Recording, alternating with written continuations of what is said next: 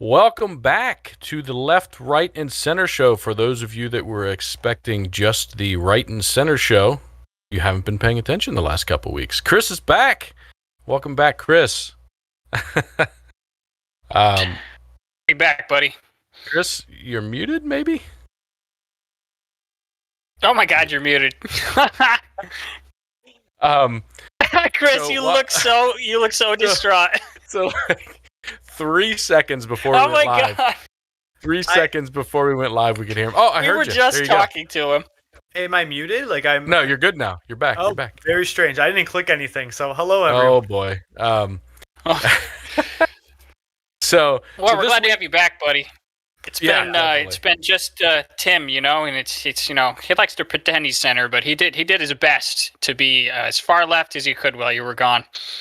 He did his best impression of a social justice warrior. But yeah, I think not to get right on the topics without summarizing the podcast today, but I think sometimes, Nate, you think that maybe the center is the left because you're just that far right. I don't know. Oh, stop it. But yeah, so today, we'll do our normal miscellaneous topics, news and memes. We might talk a little bit of critical race theory, but the crux of today is just to relax, talk a little philosophically, and talk about what is the right side of history. Why do we each individually think potentially that we're on the right side, and what it's going to look like going forward.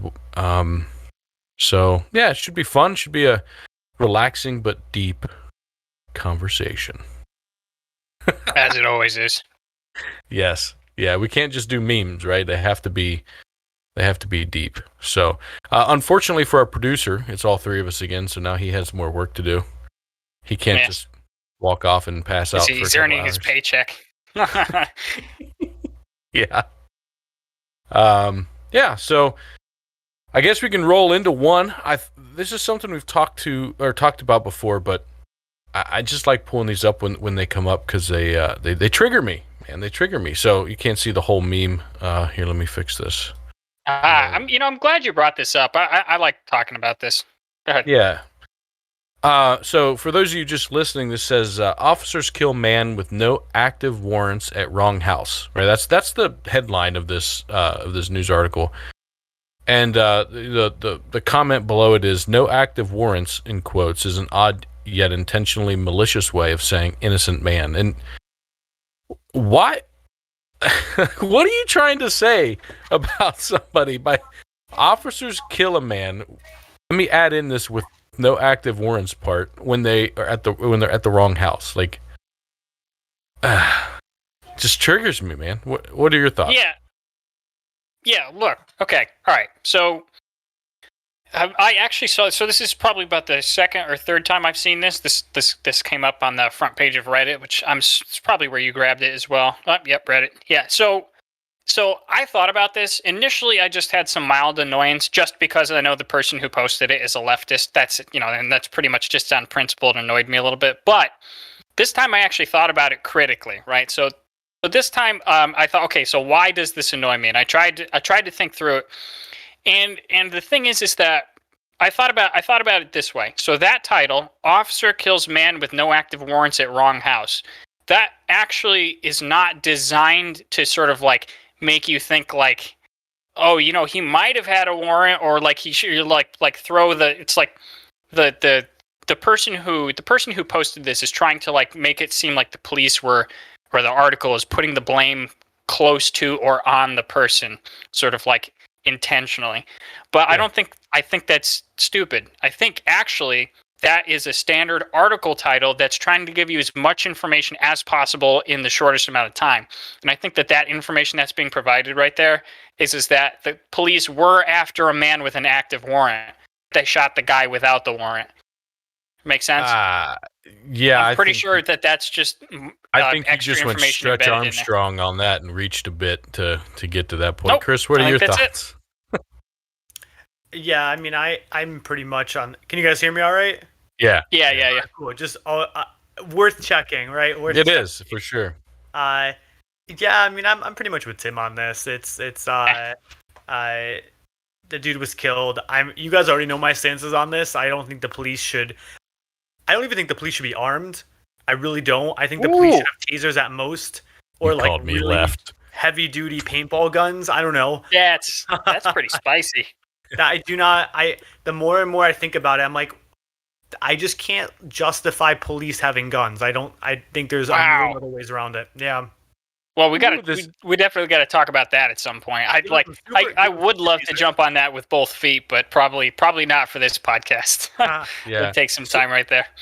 So, I mean, to your point on this one, Nate, kind of a question. Like, in this article, do you think that you're saying they're trying to give you as much important information as possible? So, do you think the important part of this article is to say officers were trying to serve a warrant on a man that had, arrest a man that had an active warrant, like, and they went to the wrong house? Do you think that's the big part of this article? Is that the important part? Because that shit happens every day. The big part of this, but I think that's part of the story. I almost guarantee this. I wish I'd known about this ahead of time. I could have done some Oppo research. But if you go read that article, the actual original article, the police were probably going after a person with an active warrant, right? Pretty obviously. And then they shot the wrong person, which is what this article is about. At the the title wrong just house. comes off weird. So I mean, would you not? Do you not? To your point, then, like you're defending the article there. Do you think to better suit your point, then a title something like "Officers Kill Man When Serving a Warrant at the Wrong Residence"? Like, does that not provide more of the correct information? Like, yeah, no, that's probably how I would have done it, I guess. I mean, I just don't think. Look, for the both of you, I just don't think that there's. I don't think that there's like crony maliciousness going on in this title. I just think it's a slightly awkwardly worded title that is trying to give you too much information in too short of a time. Sure. Man.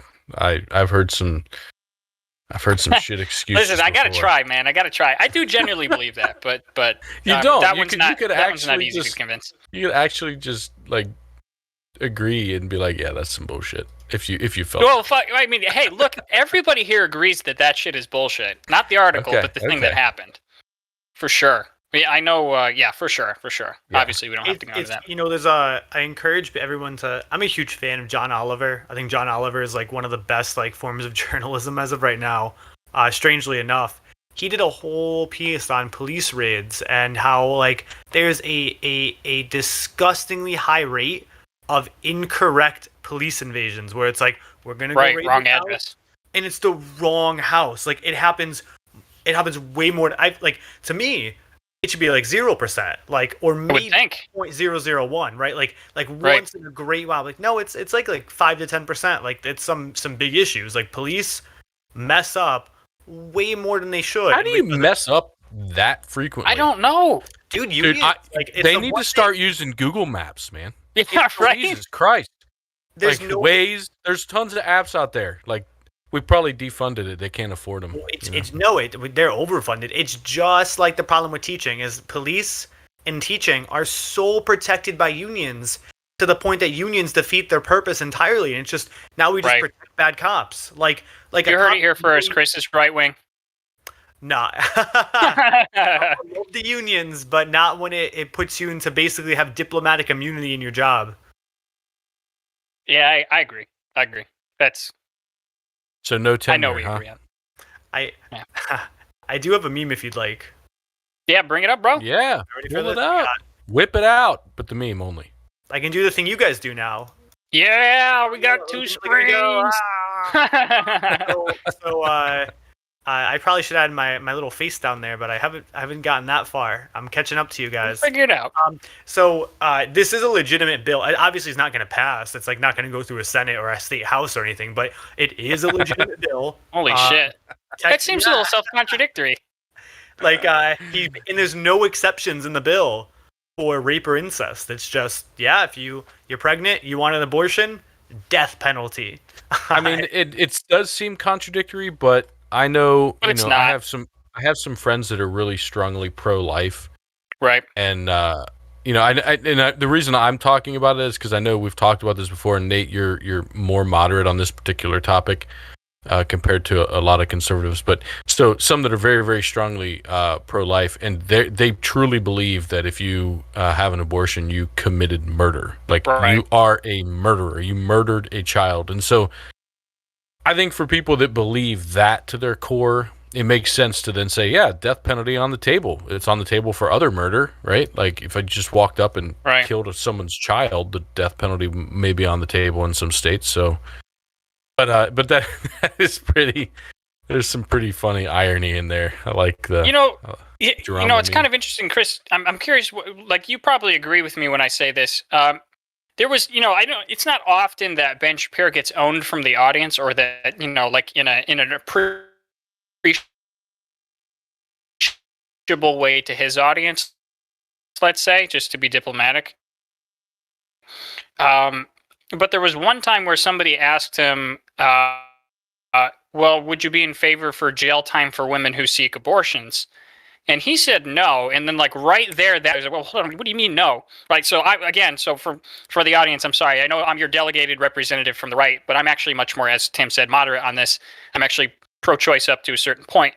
But like you can actually sort of suss out a little bit of dissonance there, right? So if Republicans say that they actually think killing babies is murder, and that they're only gonna the fact that they're only gonna prosecute doctors who offer it and not the women who seek it.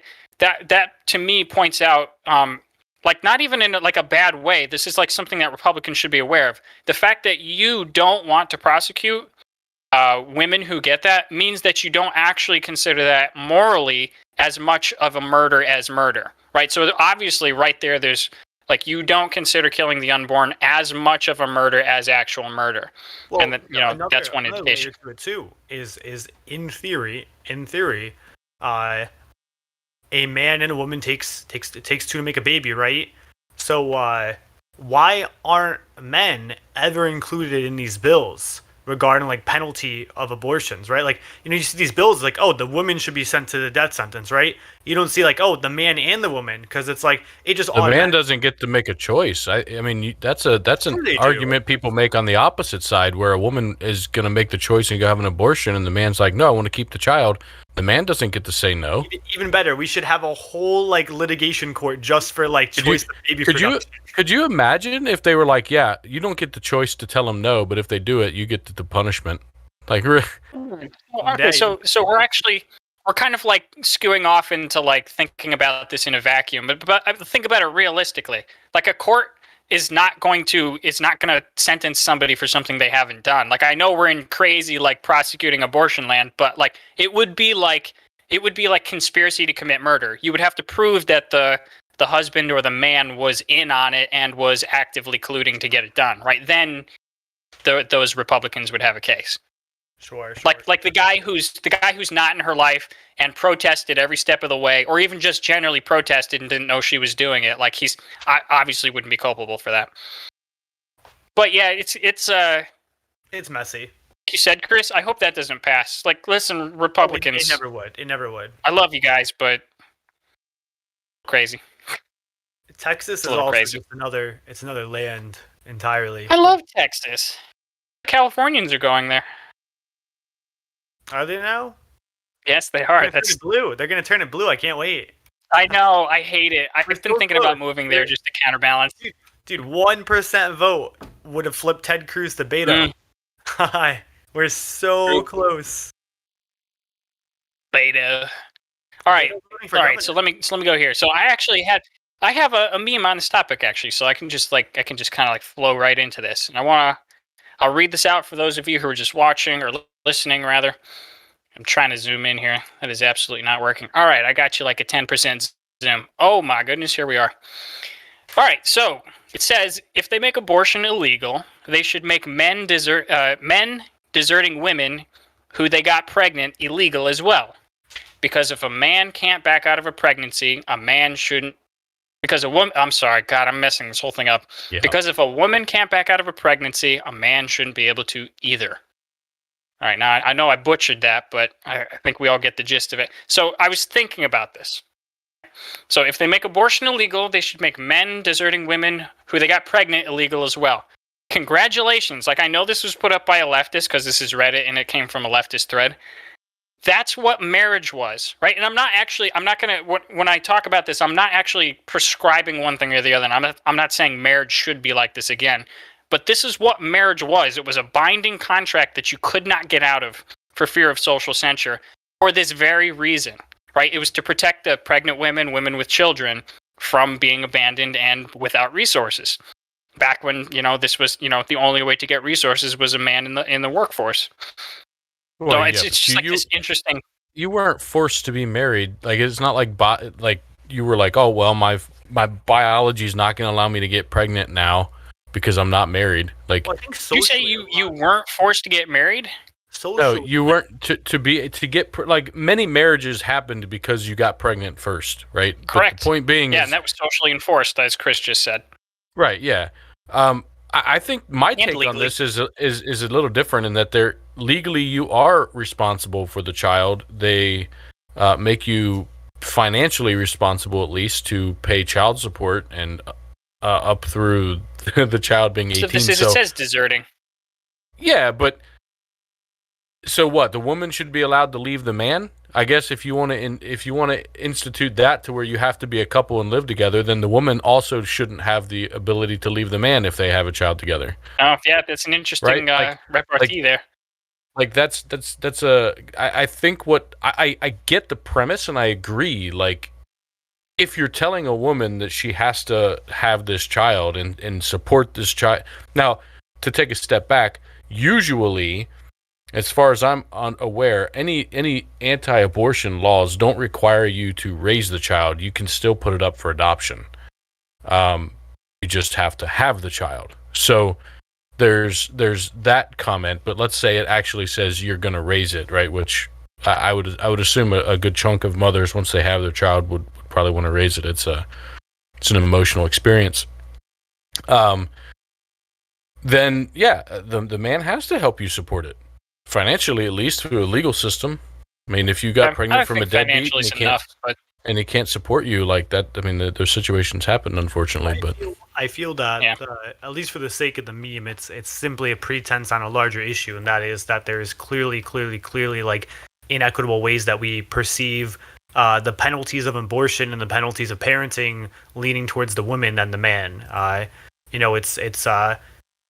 It is definitely, the scales are not weighted when it comes to reproductive rights and reproductive conversations when it comes to laws and whatnot. It's like, it's pretty insane. It's pretty insane. So so I would probably. Oh, sorry, you're talking. You cut out. I'm sorry. Oh no, keep going. Your voice cut out, so I assumed you stopped talking. Oh no, I pretty much stopped mid sentence. You're good. Can you hear me? Yeah.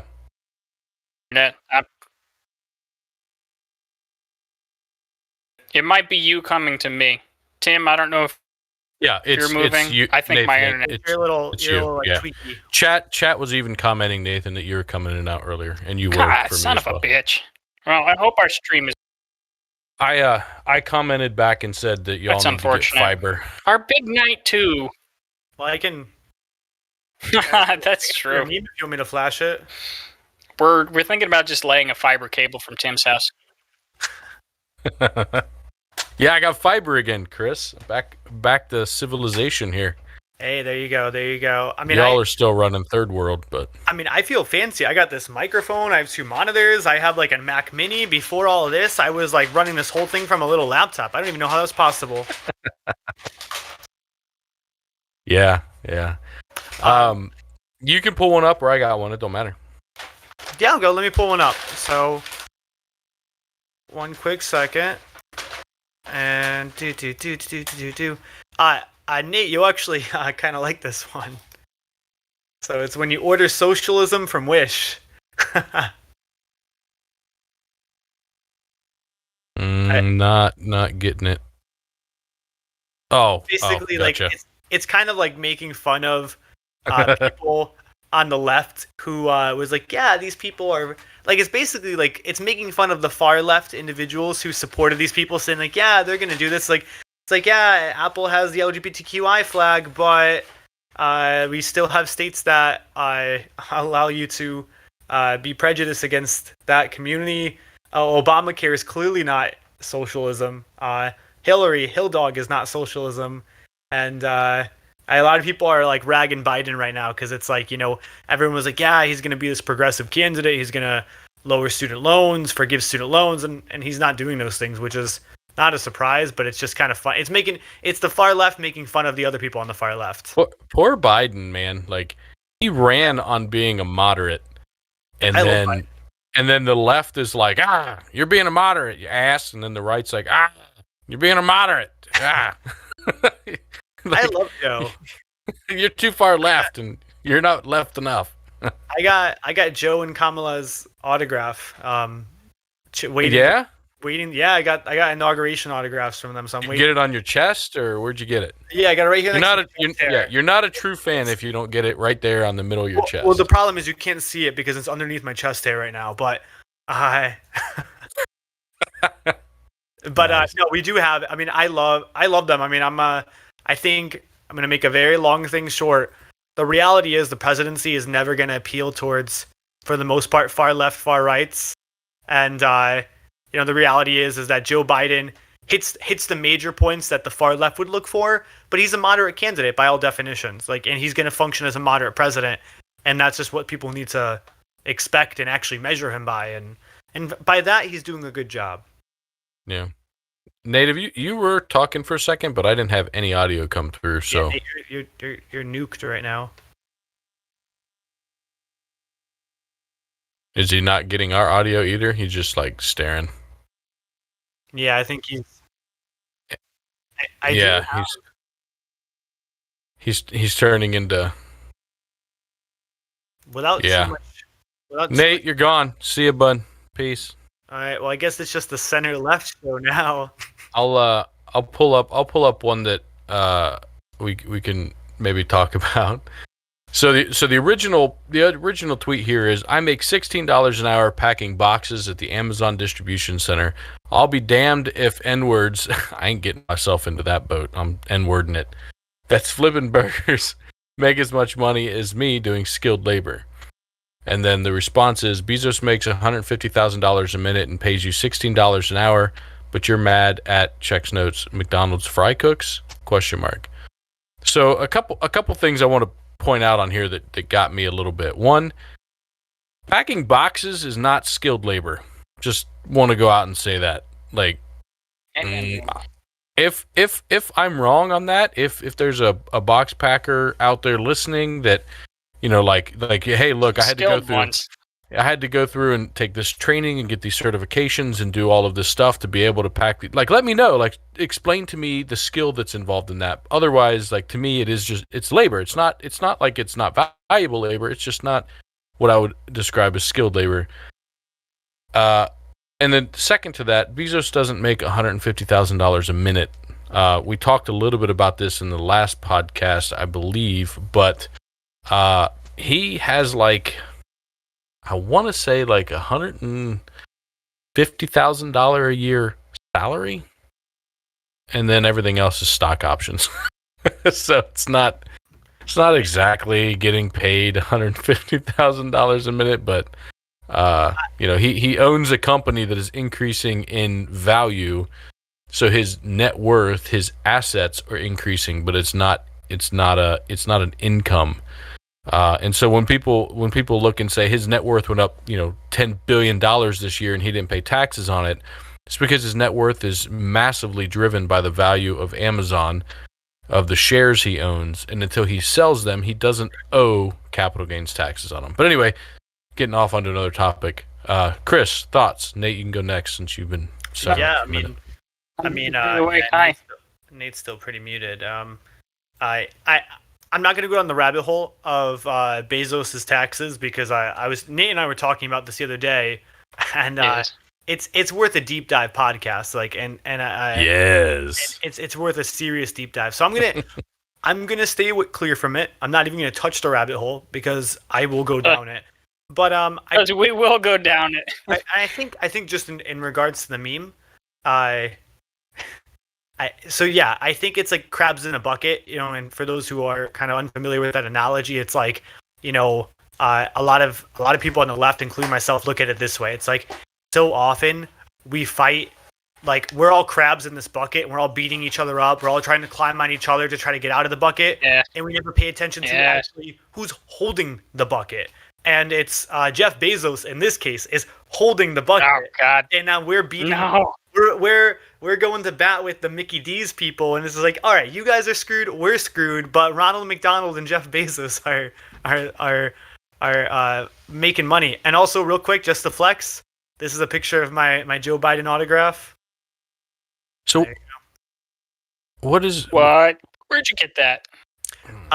We reached out to get. I have one from. We found it in Hunter's laptop.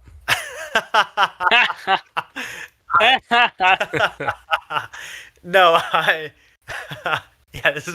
this was just he got it from the Barisma this CEO. was a deep dive save file. As you can see, it's image number 1975. Yeah.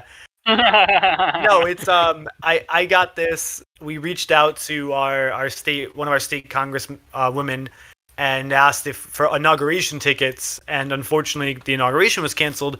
But she did get these signed for us. That's right. And she mailed it back to us, which was super nice and a surprise. We weren't expecting it at all. So we have it framed, and it's going to go above our proverbial fireplace in the near future. She must have worked in fast food in the past. It's like you go back and you're like, hey, I want a cheeseburger. They're like, we're out of cheeseburgers, but we'll give you a chicken sandwich and some free fries. How's that? Biden's autograph. Call it a day. That's great. That's real funny. What's your thoughts, Nate? I don't think we heard you on this one. Yeah, I pretty much had to delete your video stream, so I'm only looking at Chris's face right now. It seems my internet's climbing back. So basically, the moral of the story is that I'm not sure what the meme was, unfortunately. Yeah, so the meme was there's a guy who packs boxes at Amazon. He says, I make $16 an hour packing boxes at Amazon. I'll be damned if people flipping burgers make as much money as me doing skilled labor. And then someone else says, Bezos makes $150,000 a minute and pays you $16 an hour, but you're mad at the McDonald's fry cooks.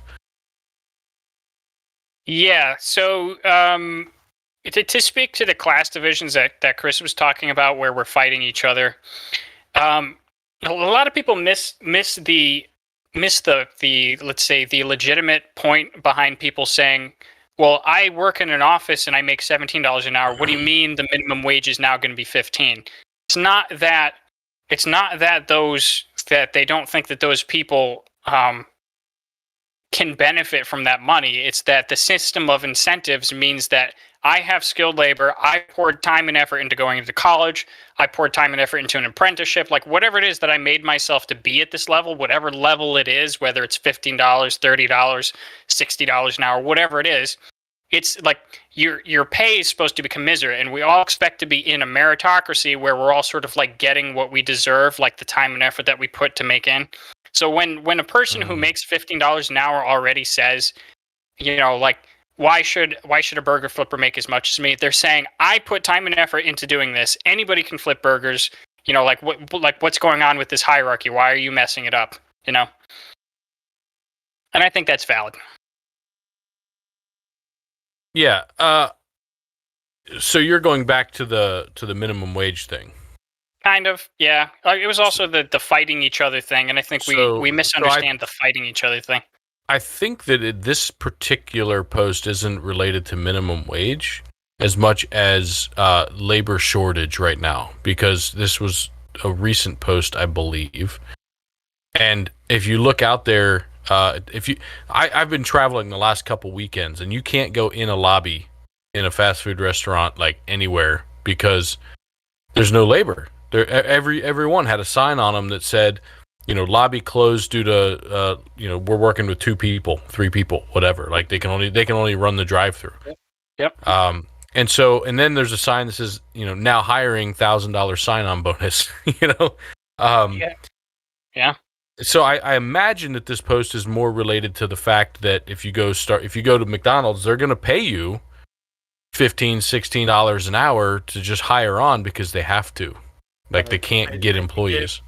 I think we're. I mean, maybe this is like the conservative wet dream, right? I think the market is actually demanding now that people need to be paid more because the reality Artificially. Artificially. I would argue against it, and only because of this. Only because of this. I'll agree artificial on one note. Throughout COVID, unemployment didn't require you to apply to jobs every week, and so therefore it allowed you to collect unemployment without actually showing that you're like pursuing further gainful employment, which obviously that in and of itself forced people to get off unemployment, and it will again, like we will see that happen now.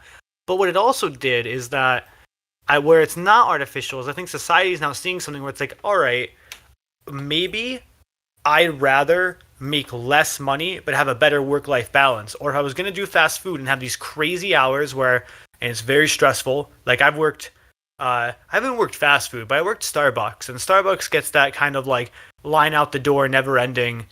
Yep.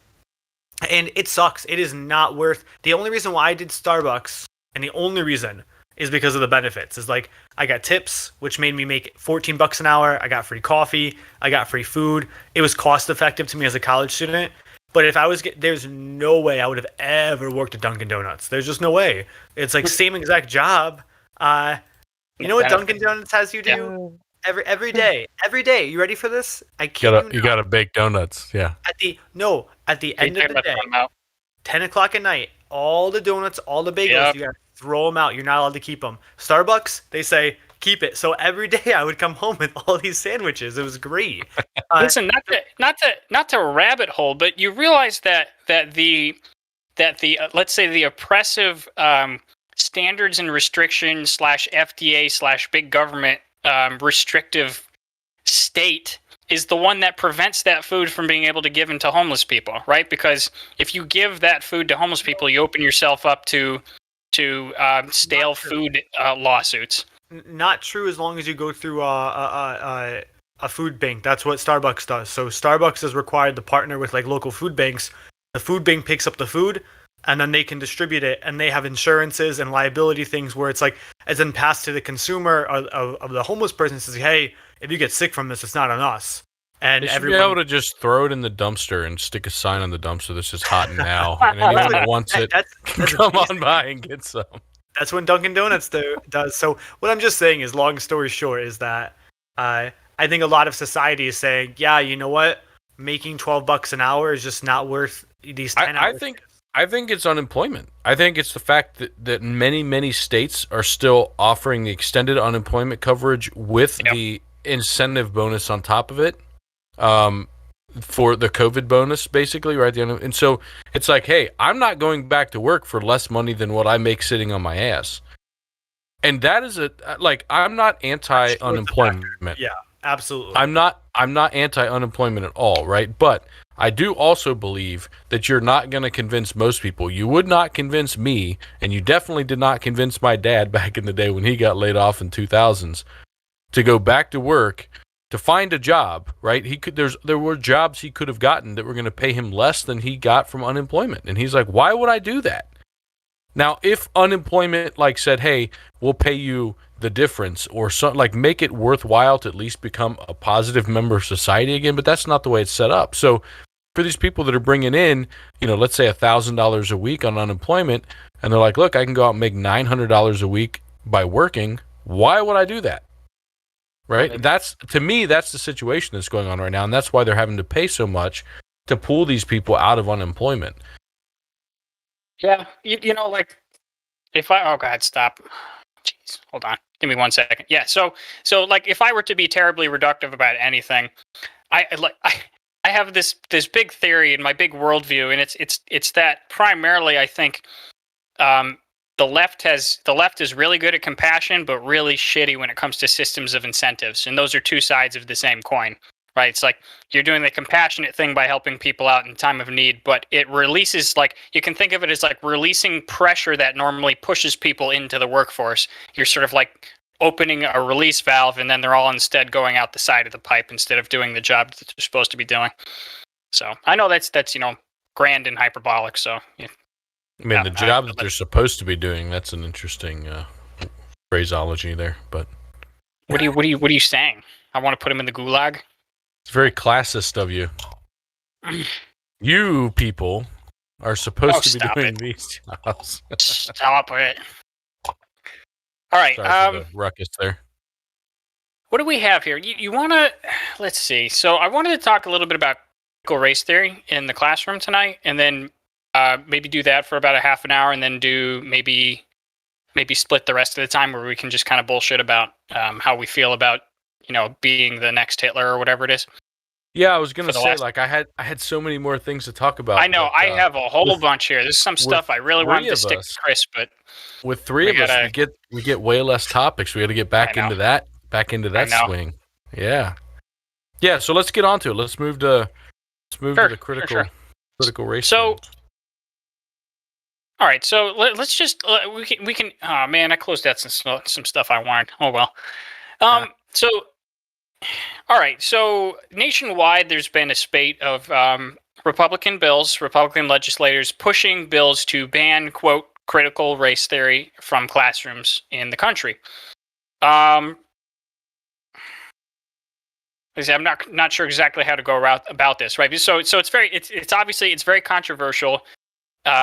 Chris, correct me if I'm wrong. People on the left would say Republicans are banning the teaching of slavery and the impact that it has even still today, banning the teaching of Jim Crow and stuff like that, where Republicans are saying, basically we're banning basically insipid Marxist indoctrination. So it's pretty fraught. Would you agree? I think those on the very far left would say, yeah, they would say Republicans are trying to totally nuke conversations of race and diversity from the classroom and make it this very kind of like cleansed space of just like, come here, read Huckleberry Finn or whatever, and then leave. Which is a complex book as well. So come in here, read the Dr. Seuss books that you want to read, and then leave the class. Yeah. So I would say the far left, the most extreme far left would say that. I would say that there's like a puddle right here in the middle to moderate that I would fall in, that all kind of believes the same thing, which is more to kind of just say this, is that we do believe in critical race theory. We're surprised that there's even this kind of mentality that people who don't believe in critical race theory, we're kind of like, wait, this is up for debate now? I think that's where we're at. And we perceive it for what it is, and that's that critical race theory at its core. Yeah, can we describe it for people? Yeah, in simple layman's terms, critical race theory is the idea that racism and race is by far and large a product of social constructs. It's a sociological phenomenon, and it is embedded in our politics, it's embedded in our laws, it's embedded in our policies, and therefore we need to be aware of it, and we need to and that's how we can. Can you talk about that embedding a little bit right there? Because to conservatives, that's the crux of it. So when you say that it's embedded in the laws and it's embedded in whatever it's embedded in, I think there's what does another that part mean? to say that it's not. It's like it's not real. Like it's something we've only constructed ourselves to, right? I think that's part of that. What, race? That's if you get more on the philosophical side of it, but it's at the most simple terms that like anyone can talk about outside of the world of academia. It's that like race, by far and large, is a social construct. Like society has created the idea of race, and therefore with race has then, as a product of that, created this idea that some races are better than others, at least at the subconscious level. Yep. So I can talk about that. The easiest example that you would teach, I'm going to say two things. I'm going to say one is that I can understand I can empathize, whereas even though I disavow it, the confusion of parents of like 10th graders and 9th graders be like, what are you teaching my kid? Like, are they going to come home? Like, I don't know. And I can understand the confusion because it is relatively, if it's not taught correctly with like a good academic mindset and with the liberties and the breathing room that requires it to be an effective curriculum, yeah, it can come off as like, we've had these conversations before in the podcast. Like, it's like, oh my gosh, making you feel like you're a terrible person because you're born white, or making you feel like you're a terrible person because you have some, whatever, right? That's not the point of critical race theory. That is Or absolutely your attributes that you can't change, like skin color. that is absolutely not the point, and that is unfortunately the product of bad teaching. And in our unionized classrooms, we have bad teachers. But let me give you some simple stuff, right? Look at it. Chris is right wing. That's it. We're done. He's like, Close bro, up the I've been podcast." gone for months. I'm coming in hot. I'm bringing it. I'm slamming. The secret is everything. we put him in a right wing re-education camp, and this is him coming back against guys. unions. I even got my like pro Donald Trump tattoo, and I got my MAGA hat sitting over there. No, I hate Donald Trump. Just off screen. Hate Donald Trump. Anyways, so let me give you some simple stuff. If I, as a former teacher, as an adjunct professor, soon to be, I can't say I am yet, but I will be in the fall. If I was to teach critical race theory, this is how I would go about it. As a very first lesson, is the most simple thing to look at is, let's look at before and after, or kind of like, let's look at late 1600s, early 1700s United States. The simplest thing. If you look at the original settlers, right? Pictures, documents, journals of like the first settlers and then the next generation of settlers. They had slaves.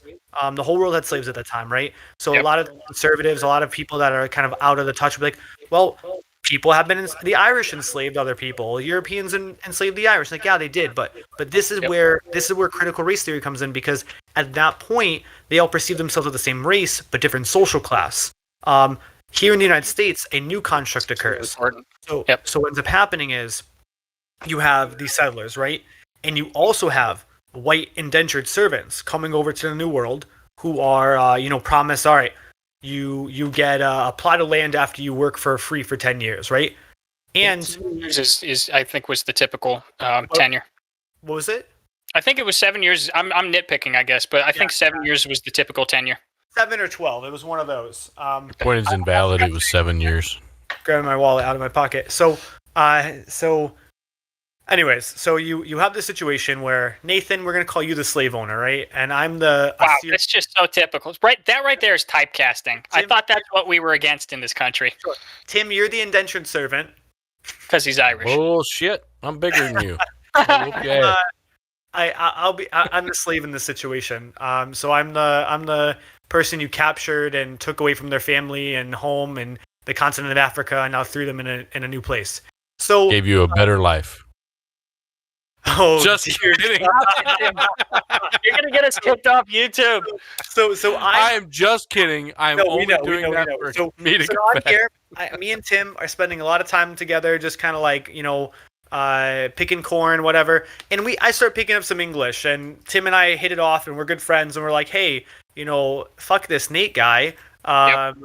So what Nathan decides to do, and what the slave owners decide to do, is like, all right, let's give some extra privileges to the indentured servants and start making them say, the black people are bad. If you be friends with them, your X, Y, and Z are going to happen as punishments. But if you do this, now you're going to be the whipping person. So if you see somebody not working, you whip them, and we're going to give you a nicer bed. And boom, all of a sudden, you start shaking, kind of crabs in the bucket again. You start shaking the bucket. And that is very much so a piece of the birthing of racism in our country. Because this didn't just happen like on one farm. The whole country, all the colonies at this point, were utilizing indentured servants in slavery. So it obviously at larger places in like Virginia area, right? Let me just kick back on a little bit. So you are right that race per se. What's that? Hell yeah, I'm right. Yeah. Well, I'm actually going to mostly agree with you, actually. So I'm going to say, up until now, conservatives, including the ones banning critical race theory, don't have much of a problem with what you're saying. They would probably push back a little bit. They would probably argue, and I would argue, that you're shaving the edges a little bit on that there was no racism. Like just because the Irish and the British are white doesn't mean that you weren't a filthy Irishman, right? Oh, which they saw Irish as race too. So it's like right. So again, to speak to your thing about social construct, sure, it's a social construct, right? The Irish, or it's obviously somewhat genetic as well. Like I can still trace my ancestry back to certain parts in Ireland. Obviously it's genetically traceable, but largely social in its implementation, right? Because everything that we do as humans is socially implemented, right? So, agree, including, and I would say everybody who's banning critical race theory, agreeing with everything that you said, except that you are shaving a little bit off of racism did exist. Like, again, the Irish were certainly a race that were oppressed in Europe. The word slave is literally derivative from Slav, which is freaking Russian people, right? They were enslaved at some point, right? So, like, there were people other than black people that were considered, persona non gratas or whatever. And race was kind of there, but not in the specific way that it is today. So, well, and also I'd like to say that are you muted, Chris? It wasn't just America that had black slaves, right? Like there was many countries that had black slaves as well. So to say that there wasn't already a caste system or a tier system of slaves and different things. Well, he acknowledged that. Totally. And I guess what I'm getting at is, like, I use this as a one of many inception points. It's just the easiest to relate to as Americans. Like, let's talk about an American incident. That this is where we say, when I talk about how is race a social construct, well, this is it right there. Like, we are establishing a social construct because you go from the early 1700s of drawings and pictures of, like, everyone getting along with different skin colors, and then all of a sudden, 20 years later, you don't see that anymore. Now you see. So how do you define race? Let me ask you that, Chris. What is it that defines somebody's race? Well, what do you think defines somebody's race? Because you can't just ask me the same question. I asked you first. It's valid. No, honestly, because, like, it's so I can define it in two ways. Like, I think, and then we'll get back to the critical race theory. But race, to me, there's overlaps. There's also ethnicity. And there's identity. But race, I think fairly enough has to do with nationality. It has to do with country of origin. It has to do with skin color. It has to do with where you would identify in terms of, like, where you're from. The race is a self-identified feature? Well, I think it's more complex than that. I think, you could identify that I have Middle Eastern features, and therefore my race would be Middle Eastern and Assyrian. I think that however, ethnic-wise and culture-wise, I would define myself as relatively American because I've grown up in the United States. Right, but those wouldn't then be race. I'm only asking because and it's difficult for you to define, and I think that's the point I'm trying to get to. Is it is a difficult thing to define because we mix and match what we want race to mean or what we say it means, right? Like, historically, it has generally meant your ancestry. Like, if you were black, you were from Africa, African descent, sub-Saharan descent, and that was your race, right? If you're white, you were from European descent, right? And that was your race. You were white, and so there were mainly 5 races, if I remember right.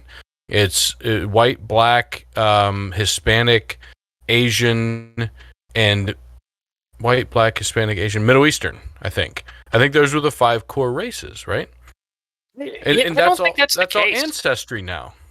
Well, okay, so Chris, all right. you're So there's muted a couple things I want to say real quick. So I think so Chris, I think you actually you departed from your definition of race, which was that it was socially constructed. I think that's why you're having a hard time defining it, because what you're getting at is that, like, race doesn't actually have like there's millions of ways to categorize people down to the individual, because we are all different. But then you can go into genetic subgroups, you can go into, like, sort of nationalities, you can do, like, subcontinents, continents. Like, there's a bunch of different ways to do it. But yeah, I think what you're trying to build up, Chris, is that the implementation of race that we see as today was generated in a certain way for a certain reason in America. The racism, the uniquely American racism, was generated here under certain circumstances socially. So, can you guys hear me now?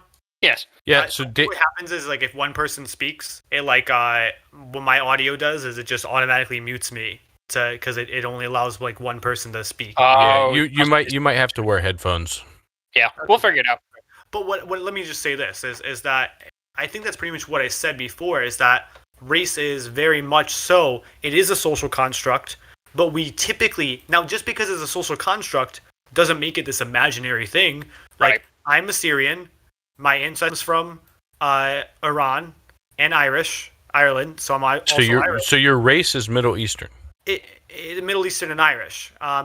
But we have to realize that at the end of the day, we're also like, and this is let me just say this. This is exactly why this is such a sensitive topic in the sense of how it needs to be taught and discussed. Like the three of us have certain competencies that a seventh grader just simply doesn't have. Like this is a complex topic. So we're all people at the end of the day. We see color, we see race. We've also constructed race. It's not going anywhere, but we've constructed it. It can change as it's changing now. Like I am Middle Eastern and Irish, but I guess I'm also American because I've grown up in the United States. It's a complex thing, and it's going to become more difficult to. And this is why we need to talk about critical race theory. And in the framework of academia, in my mind, it's not this like. It needs to be taught. Honestly, I think what liberals need to do and what society needs to do is just stop calling it critical race theory and just like how we stopped using microaggressions. We just stopped using that word. We're just like, yeah, you're just being racist. You're just saying things that are insensitive. We'll say that's insensitive now. And it's so much smarter because microaggression totally got hijacked. Be like, you're microaggressed? It's like, actually, there's some serious, really good studies on microaggressions. And it just got hijacked because it was a stupid word. They should have hired an ad firm for it. Critical race theory is the same thing. It's getting hijacked, and we just got to change the label. Okay, so I disagree. So if I can, because I know a little bit about this, I want to walk him through the rest of the creation of what critical race theory is talking about real quick to see if we can have some common ground. Because I want to talk to you about what the Republicans are actually care about that want to stop, right? So I think where you were going with the whole idea of race being constructed or racism, like specifically unique American racism being constructed, was again they pitted sort of poor whites against poor blacks, and I don't even know that this was necessarily like intentional. Like there was a cabal that sort of just thought this up. It was. Right. It was just sort of like a natural. It was natural. It was like sadistic because it's like these people. No, absolutely. Yeah, 100%. But it wasn't like, hee-haw, guys, let's go create racism today. Right, like, exactly. Like, right, hey. and then you can talk about a whole bunch of things that contributed to the permanent enslavement and enshrinement of American racism against black people. And one of those things was the creation of the cotton gin, which sort of revived the failing Southern plantation style of living. And then bolstered the requirement for slaves, right? So without the cotton gin, first of all, we'd be back maybe 50 years in innovation. But without the cotton gin, there would have been no need for massive importation of slaves in the South. The South likely would have shifted to a more northern economy way before it did. And then history would have been completely different. There probably would have been no civil war, whole bunch of stuff, right? So, but basically, it's a very what you're talking about right there with the construction of American Southern or let's say American African American racism is valuable to discuss. That is absolutely a valuable thing to discuss, and Republicans don't have any problem with that. What we do have a problem with, and correct me if I'm wrong about this being in critical race theory, what we have a problem with is the assertion. It was the second assertion that you made, and I tried to get you to clarify, and maybe we can get you now. The second assertion that racism infuses all of our institutions to this day and is irreparably part of the system, and that in order to fix the system, you sort of have to tear up the system by its roots and replace it with something. And what the something is, I would say, is probably socialism or Marxism, but that's a bit more. Can you guys hear me again? Yes. Yes. It did the thing where if I'm talking and you're talking, it is what it is. But no, if I may, I do just want to say, and this actually does perfectly tie in. Yeah, that's a bit extreme. Like no one's trying to unroot the system, or at least the majority of the left. If that gives our conservative viewers like some peace of mind, because the far left wants socialism, Marxism, all the above. Right? That's no secret either. Right. And just as the far right, dear God, wants like unrestricted, relentless capitalism where not a single thing is regulated and we have privatized air. And so, yeah, that's anyways, lib right. Anyways, I to kind of fast forward, it's like those origin stories that we're talking about, like to kind of super just like skedaddle through history. Yep. Those are the foundations that have then led to policy after policy in the 1900s and whatnot to get us to present day that were very much racially motivated laws. And now, so let me kind of clear this in an academic circle of like, well, what do you mean by this? I'm not racist. You're not racist. You know, go listen to Pat Looney talk, the Senator Looney. Like, he doesn't sound like a racist, but like I bet a lot of people on the left would call him a racist. And so how do we get to today where, you know, most of the right, most of the center is probably like, we're not racist. I would say almost probably 99% of people are like, yeah, I'm not explicitly racist. And so I would agree. But what we need to be conscious of is that our system was crafted, built, and written by people who in their day explicitly, both Democrats and Republicans, were racist. It was Democrats who actually put on the longest filibuster in American history to try to block the Civil Rights Act from passing. And then those Democrats either flipped independent, Republican, or retired after it was passed. Flip is a lie. Stop it. Well, they either retired or flipped. Like that, it was Southern Democrats that did it. It was our Southerners. So, you know, this is an important thing because now this is where things become complicated, and this is why, again, this is it gets very complicated. It does. This is where like this shouldn't be taught to a 7th or 8th grader in the way that it's being taught. If anything, it's just we should be talking about the importance of integration, the importance of like get to know cultures that are different than from your own within our country.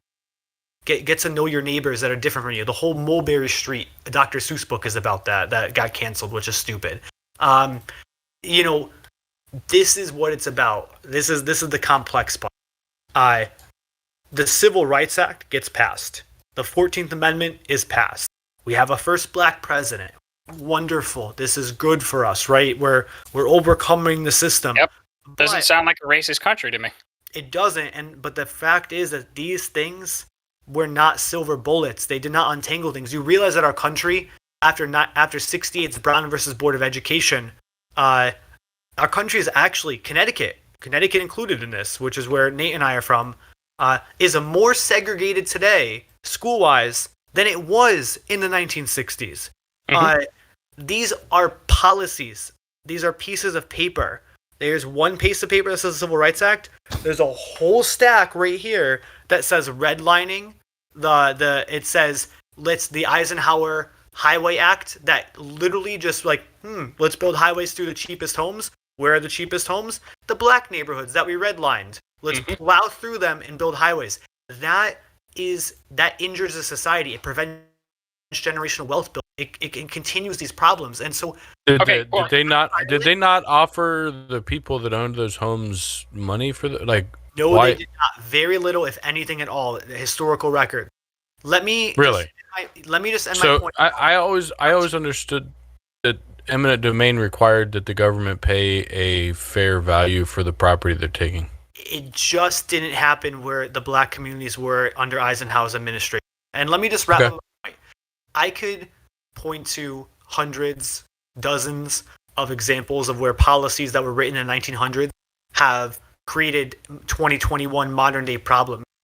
I'm not going to go through that list, but the main point is that the legislation that had been written, the policies that had been written by people who were explicitly racist, were still either, some of them are alive and well today, or they have not been totally mitigated or rectified by current policy. Such as, that's why right now, I'm going to make one last point. Something that's a bipartisan legislation. Top Senate Republicans and Democrats push this. Opportunity zones. Opportunity zones is an example of how we can combat that is an example of critical race theory, combating our current system, not unrooting it, and saying, okay, hold on, wait a second. Donald Trump's policy of opportunity zones? Well, it was out of Cory Booker's office, and then it got co-sponsored by, oh dear God, who is it? Chuck Grassley, and then it got signed by Donald Trump, but it was written by Republicans and Democrats, but Trump. Yeah, he was over the moon about that. Did you know that? Yeah, I did. I'm aware of that. Donald Trump loved that thing. Yeah, opportunity. That was his fucking baby, dude. We hate Donald Trump. Oh my god. I know opportunity zones were Corker's baby and Chuck Grassley's baby, not Donald Trump. But policy, as you guys know, politics has a way of taking credit for other. Anyways, opportunity zones is an example of how we can rectify and amend the issues of the 1800s and say, okay, let's pour really, really, really enticing, incentivized funding into these neighborhoods formerly neglected through policy. So that's what I mean by that. But that's critical race theory in a nutshell. The ball's in your guys' court. Okay. Can I direct us to the I would say what the actual area of contention is, Tim, right? So I can focus this up a little bit here. I know you probably want to talk. So if there's not a Republican that I know that has an issue with anything that you just said, there are some Republicans that I know that don't know about some of the things that you were talking about, like redlining and the highways and that kind of stuff. But that's more ignorance rather than malice, right? If they found out about those things from a source they trusted, they would be like, oh yeah, that's fucked up, that's fucked up, right? So the actual area of contention here is that Republicans are passing legislation basically to stop the teaching of some of the more egregious concepts, such as like white privilege, right? Saying that, all right, hey kids, like, all right, so, and this has happened. This has happened in classrooms where teachers will divide children up by race and say, all right, so these kids over here, so you're white. So what this means is that when you graduate this school, you're going to do far better than these kids over here. Like, they actually say that stuff. And that's part of critical race theory, and that's part of intersectionality, which is so what the Democrats would call acknowledging privilege, or the Republicans would say is like being racist against people, right? So, because like a poor white person is a poor white person. Not intersectionality. Intersectionality is layered identities and whatnot. But I understand how you're pulling this from white privilege, and I'll combat that. But just wanted to fix intersectionality would be, that's like a different thing. That's just saying like, hey, critical race theory is part of that, right? Intersectionality is a critical umbrella theory, right? So it's like critical feminism, critical race theory, critical, like it's all critical stuff. Sure. Right.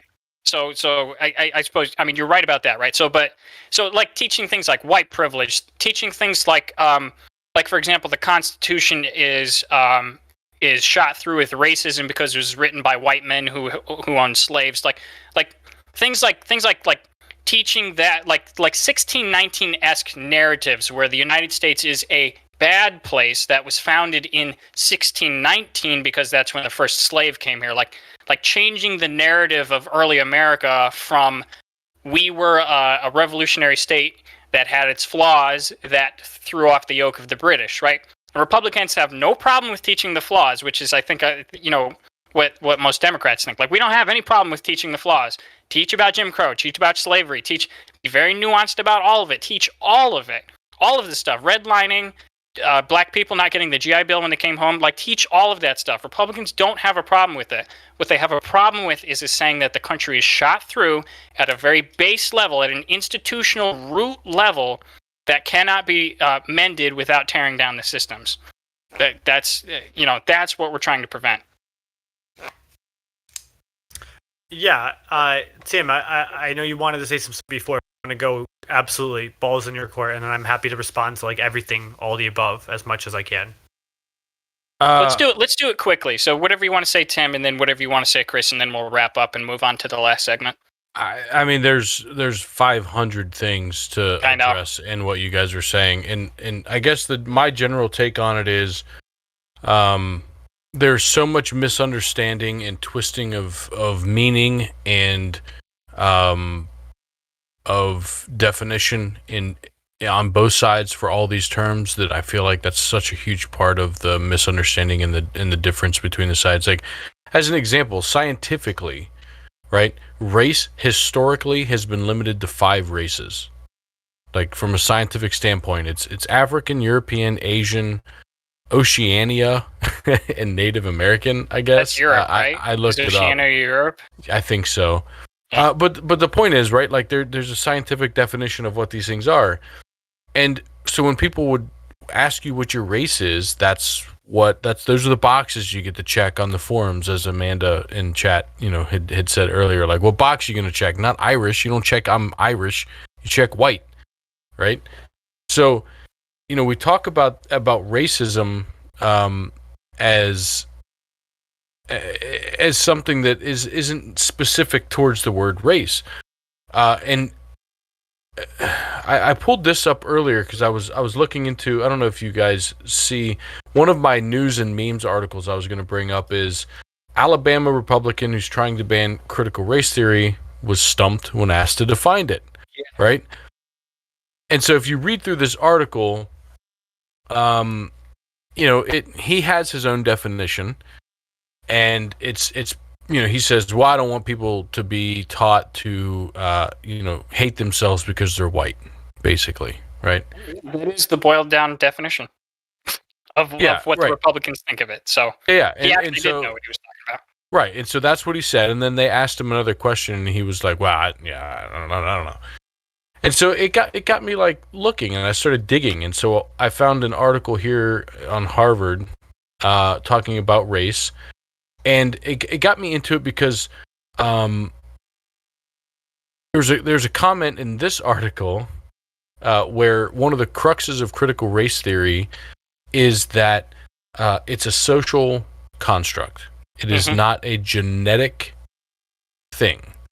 And then I'm like, well, I mean, historically it kind of has been genetic, right? Like, we look different. Europeans, whites, look different than African Americans, and look different than Hispanics, and look different than Asians, and look different than Middle Easterns. Right.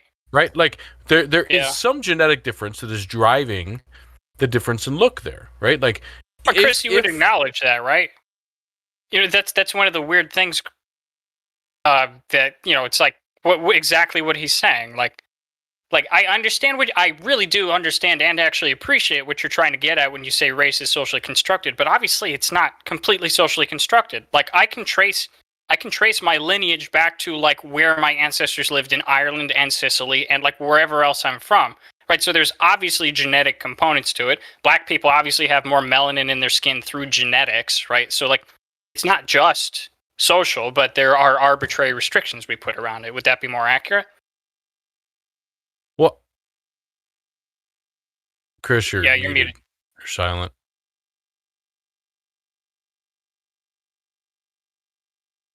Yeah. Still don't hear you. Is his mic muted? I don't know what's going on. What the heck? There it goes. You're good. I'm good. Cool. It just took a second, I guess. I don't know. It's a complicated question because on one end, I think we end up walking into a very dangerous territory, saying, oh, well, if we're genetically different to such a degree, then are some people faster than others, or some people smarter? Which is just not. We've seen no consistency of that. Like, you have seen consistent evidence that there are people that are faster than others. Yeah, look at the historical gold medalists for Olympic running. It's pretty clear. There's some differences genetically. We end up in a dangerous territory there because I period and others, not just simply. You cut it out. What were you saying? And also for what it's worth, it's like, and this is where things become complicated. Is well, now what about we're talking about like by multi-race or mixed race individuals, right? It's like it just gets in a very dangerous territory, and whereas like yes, we have different features, you can kind of pinpoint those, right? Like there's race there, there's like, you can absolutely pinpoint them. I mean, but again, I guess this is where it comes into an academic circle. We're kind of making sense in a categorical genetic level of things that are very much we are constructing and defining, and that's what makes a sociological. I didn't get to make my point because Nate, you interrupted. I just wanted to take that small point. Yeah. Go ahead. I want to say one thing, in that just because a topic takes us into dangerous territory, something we don't want to talk about, doesn't mean that we shouldn't talk about it, or that we should just be like, oh well, then that doesn't exist because it's not something I'm comfortable talking about. right? To your point, Chris, you're like, well, if there's genetic differences that make us different racially, then it takes us into dangerous territory for this other stuff. So let's just not admit that there's genetic differences to begin with, and now we're good and we can all be happy. Like, to me, that is not the right way to approach anything. But aside from that, yeah, the that's point I a was pretty trying, scary concept for a lot of people. yeah, like, Myself included. I think most people are very uncomfortable when this conversation comes up. And frankly, I'm not even willing to have it on air until I've done mounds of homework. And I'm not trying to get in that direction. Like, sure. where I ended up getting to was, I'm like, okay, so in my mind, I'm like, there are clearly genetic things that have defined race in the past. Like, this is how we defined it. We're like, oh, you look African, you're African, that's your race, right? So there's something that's driving that. So then I started digging into it a little more and trying to figure out, like, where are the people that are now saying it's a social construct, not a genetic thing? I'm like, well, they're obviously not so oblivious or dumb to be like, well, I don't see any genetic difference, right? Like, that can't be the case. But where are they coming from now? Like, where is this change in what I always thought of from the difference being? And that's what this article talks about a little bit. And so it says, we used to think there were 5 races and that the 5 races look like this, right? That there was, one race and they're very similar to each other, and another race that's very similar, but there's distinct differences between. And their graph is terrible, to be honest. But what it's trying to say is that the difference between this race and this race isn't actually all that much, right? It's not like red to purple. It's almost orange to light orange to the green to green, right? Light blue to. Yeah, I think there's a scientific assertion that there's more genetic diversity in Africa than there is among the rest of the world, which is just like staggering. Yeah, and so if you continue to read through this article, and I didn't read through the whole thing yet, but I do plan on getting to it.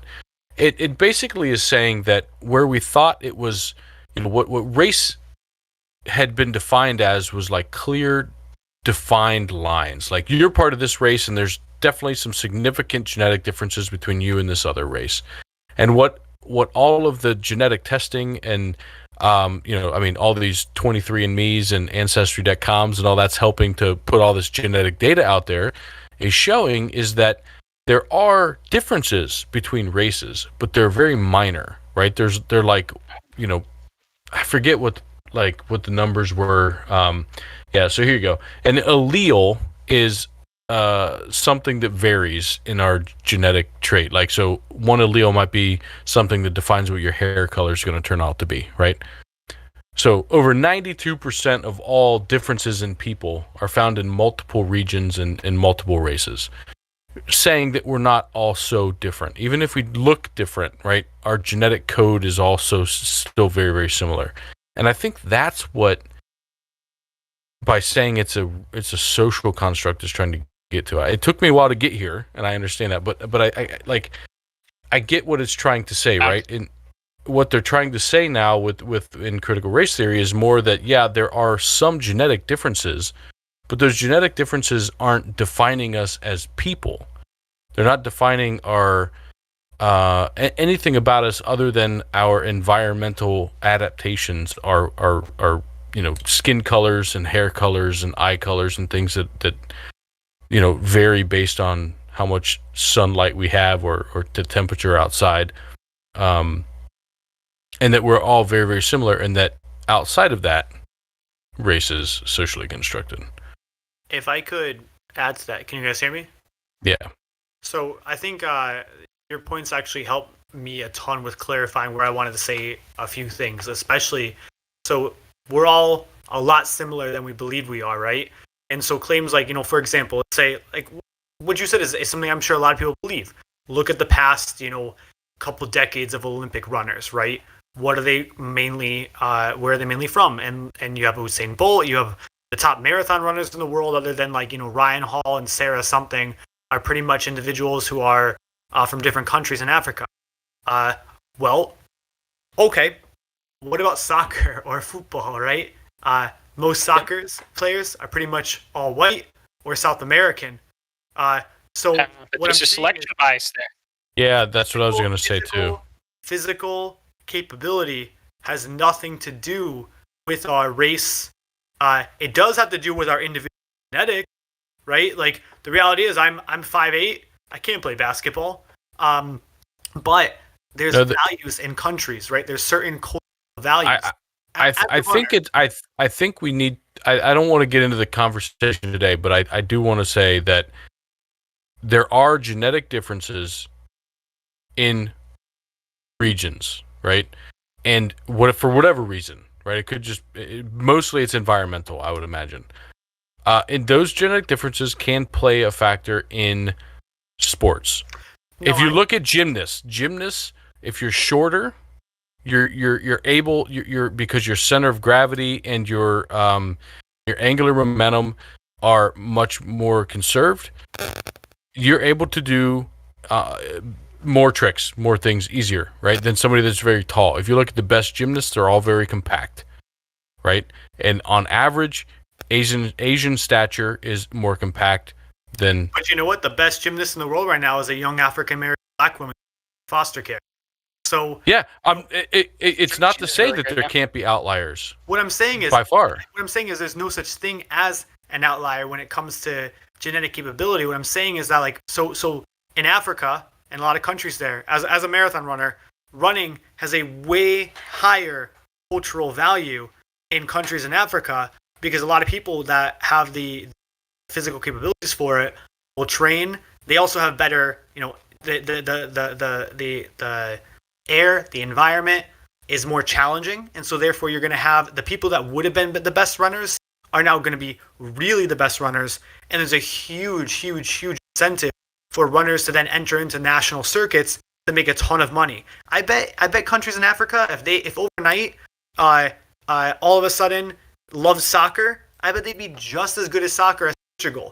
But you know what Portugal cares about a lot more than Colorado and the rest of the world is soccer. And so values matter. And so what I'm just saying is, like, yes, I agree with that. Location can matter too. But I just want to make one last point. Environment, all that stuff. But genetics don't. There's going to be tall people and short people and strong people and every. Okay. All right. So let me just say this. So I think there has been a divergence in this country where we all take the phrase, all of us and right are both looking at the phrase all men are created equal, but like we hold these truths to be self-evident that all men are created equal, and obviously that means mankind or men and women, right? Not obviously to some people, but let's just say that is the human race, right? So we take this tenet, and the thing that the left has done with it is taken it literally in a whole bunch of different ways, but in this particular case, the left really hates acknowledging the difference between people. Right, we really hate to acknowledge that there are some people that are going to do poorly in life because they're not as smart as other people. Not necessarily the difference, but that one person may be superior to another in something. I'm not saying in general, but in a particular. That's not what I'm talking about. So that's kind of what I'm getting at right here. I don't think the left. It's okay to acknowledge that you have brown eyes and I have blue eyes. Yes. Okay. So right. So I think we are. Especially our American left has a very hard time acknowledging differences between people. That there are some people who are stronger, there are some people who are weaker, there are some people who are smarter, some people who are dumber, and that's going to end up with disparities in society. And the left really doesn't like that idea and doesn't like acknowledging that, right? And then when it comes to race, we're very scared about talking about that, and I'm very scared about talking about that. So we're all we're doing tonight is actually skirting that issue, and I don't know if we'll ever actually get into it.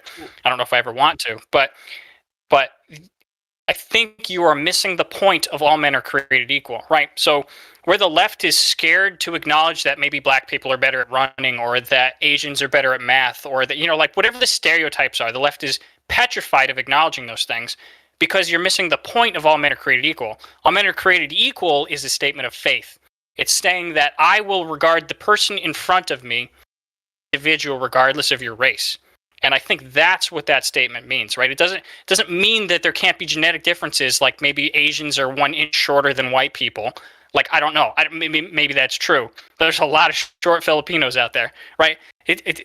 The statement that all men are created equal does not mean we are all actually the same in stature or capability. It means that I treat you as an individual, and that the most important thing about you is your values and how you treat me and how I treat you.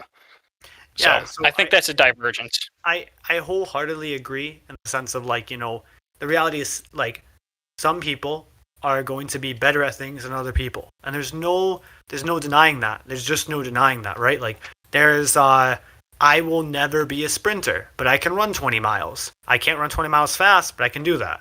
I can acknowledge I'll get there. I can acknowledge these. What I'm arguing is not that I don't believe that at individual isolated levels people have variance, right? Like there's only one LeBron James, right? But what I'm trying to say is that we have to be hyper aware that I'm speaking at macro levels and not micro. At macro levels, I imagine everything probably pretty much balances out.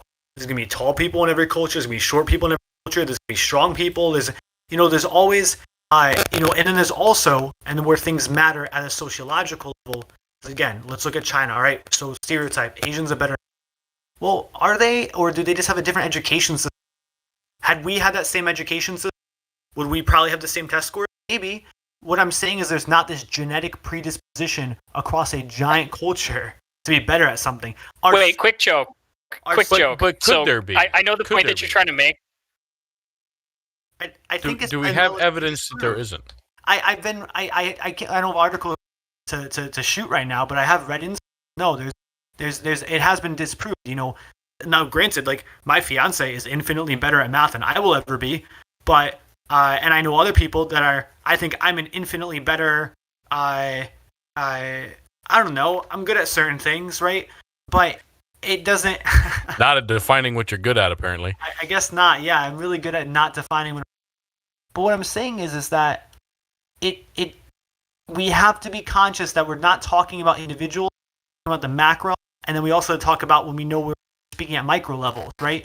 And so what I'm saying is race as a construct at the macro level pretty much equals out. There's genetic or whatever. Now there's environmental factors. If you're born in Colorado and you like to run in Colorado, well, you're just going to be a better runner probably than if you're running in Connecticut because there's the air is thinner. So when you leave Colorado and you're in Connecticut, you're going to be faster than me.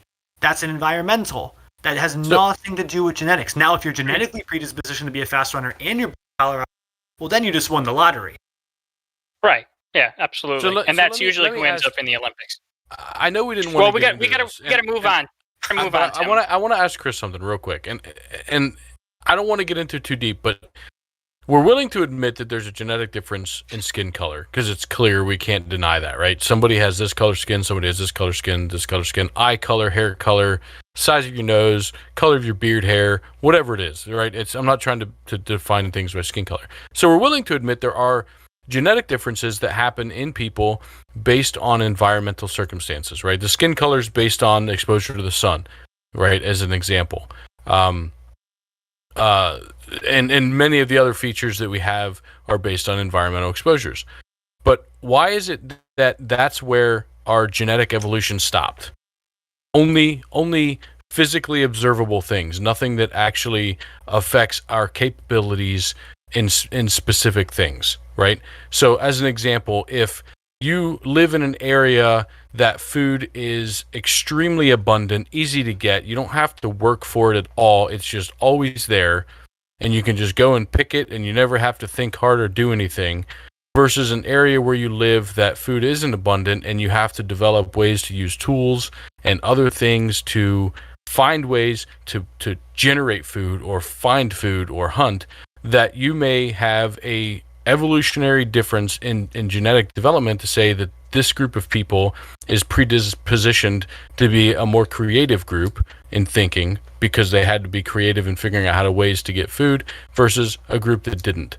Why is that something that we're not willing to acknowledge that could be, right? Or maybe just everybody has the potential to adapt to whatever the situation they're being pushed into. But I'm to some going. degree, that's true. Yeah, I'm not saying. Yeah, it is. But I'm saying that one. Well, to group most was, of degree, was to 99.9 to the nth degree, that's probably true. Yeah, but I guess what I'm saying is like, of course, there's going to be lineages of like individual families and whatnot, and I realize they're going to be like, well, they can level. No, I'm talking regional.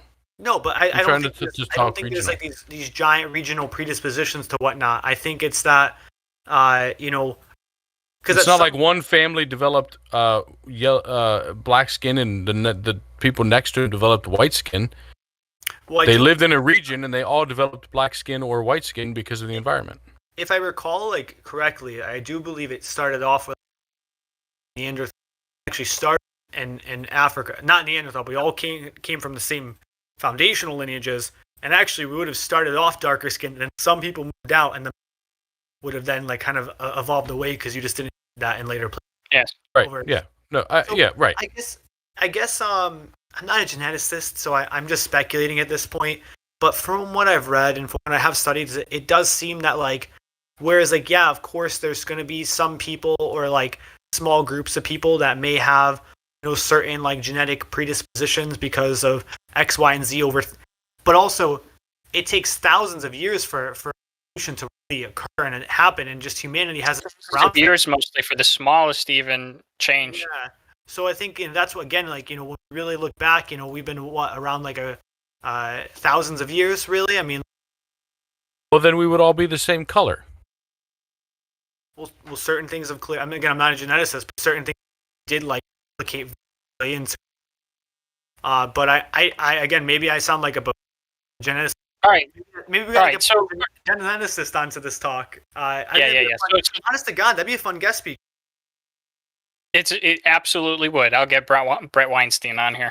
All right, so quick joke, and then we're gonna move on. We're gonna figure out whose movement is gonna spawn the next Hitler or Stalin.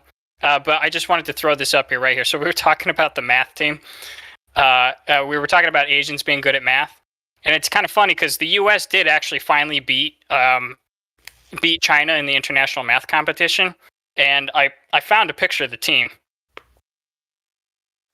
and this is our team.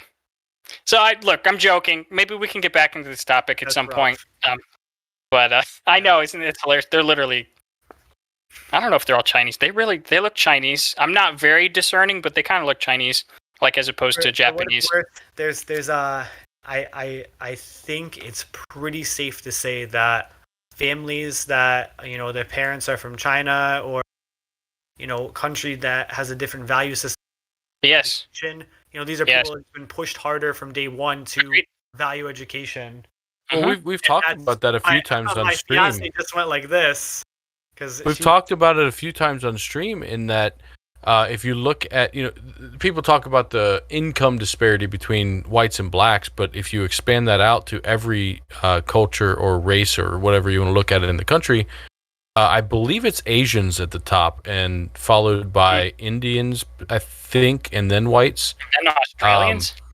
Yeah, as far as like income per capita per family or whatever, and to your point, median household income. Thank you. It works. It's a lot of it is cultural. I think I mean it totally is. It totally is cultural. It's what you're driven at, and that's a discussion that we've had before. Though is there a significant racial issue to say that one group of people is suffering more than another because purely of racial disparities, or is it more because of cultural differences? And did those cultural differences develop because of racial disparities? Like, there's so many different levels and depths of these conversations that can be certainly had. A complicated topic, for sure. Yeah. For sure. So, all right. So we didn't even really talk about the banning per se of it and what we thought of it, but I wanted to talk a little bit tonight about. I just kind of wanted to go through like a fun thought exercise now that we have Chris back here. I just want to talk, and this will be sort of easier for me and Chris because we have like very well defined, staked out positions. But I mean, this does actually apply to Tim as well. It's like, so here's the question for tonight. So I want both positives and negatives, right? So for you personally, and for the movement that you ascribe yourself to, whatever that is, Chris, you probably lump yourself, you're on the border of the hard progressives, but you're also on the border with the moderate liberals. So it's like, for example, for you, so why do you think that you and your movement, and you can discern between the two, why do you think that you and your movement are on the right side of history? and give us a few examples of that and why you think that. And then also tell us what you're worried about on your side, let's say, and you can broaden that out to your whole side and tell us what you're worried about. Sure. I'll try to do this in 2 minutes or less, so we can also. Right. Yeah. Let's try to keep this pretty quick. We do want to wrap up at 10:30 tonight. I just don't want to talk forever, and then take away from you being able to talk. Okay, fine. Then let's mix this in. Let's do positives first. We'll all go around. We'll talk about why we think we're on the right side of history, and then we'll go around and do the negatives. Yeah. Such an interesting question when you propose it. But so when we talk about the liberals, we talk about like center left and all the way to that side of the spectrum. I would say that in the United States especially, we're on this right side of history because at the end of the day, we are very, very, very much. I think we have labeled ourselves, at least the party I believe, politics I believe in, is a very, very pro-democracy party, small d democracy, with the goal of saying, okay, let's make sure that we have a participatory country where many people can be involved in it, and really kind of putting the emphasis, the hope for the common good, while also having a strong legislative system. We have elected leaders, combat, tyranny of the majority. But I think that that's something that we're really striving for. Really open. That's a big buzz thing right now, but that's something that we really identify with. We're also very much, I believe that we see things in the sense of when we talk about at least the majority of the left, and this is where I would ascertain and presume that I stand in, is that we feel that whereas there's been no country in this world that has grown that wasn't capitalistic, we've also never reached a point in history that countries have grown and amassed as much wealth as they have in the 21st century. We've just never seen things like this. Therefore, there is this, mentality that where's the tipping point where maybe too much of a good thing is now a bad thing. And so maybe there's a better way of going about this, and kind of now we have our current system and we don't want to nuke it. We want to guide it a little bit better. We want to say maybe there's something to be said about maybe seriously there's money in politics, and now that is occurring, our democracy, this idea of majority representation is and so those are where our concerns stand, and that's why I believe that other good thing we're doing in terms of why, I guess, to answer the side, why do I not think birth a tyrant, is that I believe that in our system of accountability, we are also very willing, I think this is a strength, to tear down our own. So when somebody starts, that's certainly true, yeah. Yeah, we're not afraid to knife someone, say like, hey, you messed up, it's time to step down. That's happening right now with it happened with former senator from Minnesota. There was one sexual assault accusation that actually turned out, but he was forced to step down. I'm not saying that was the guy that was miming grabbing her boobs, I believe it was. And she apologized. Yeah. I don't know. I got not to stay away from things, but the reality is we'll hold accountability. We'll hold people to the fire, and we don't perceive it. We'll de-unify. So I think that we prevent tyranny from developing sheerly because if somebody comes up that is really problematic on our side, we'd be pretty good at tearing them down. Even Bernie only got as far. A lot of our side was like, Now, those are my positives, because the negatives I'll hold off on, because that's right.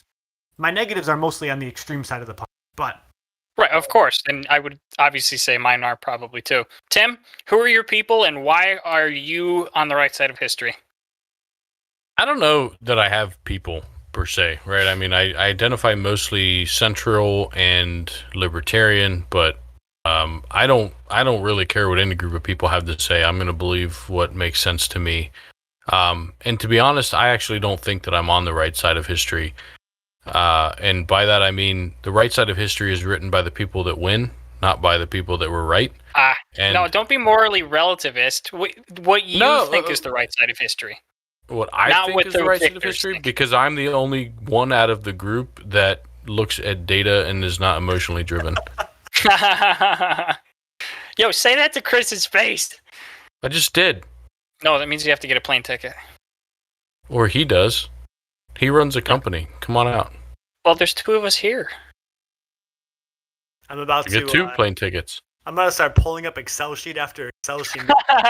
Just making data. I'm looking at data, you asshole. If we're talking about the right side of history, my point's valid, right? The right side of history is written by who wins, right? If we're talking about why do I think my point of view is generally the right one, regardless of what history is going to say, but what is the right one as far as we look now, it's because I generally take an emotionally neutral view, and I'm always trying to look at it from a data-driven, scientifically, critical thinking side, and looking at both sides and seeing what's the truth behind all of the fluff. What's the real driver of these topics behind all of this, these fake titles or emotionally driven decisions, and what's really driving these things, and both sides, one more so focused on fear, and one more so focused on compassion,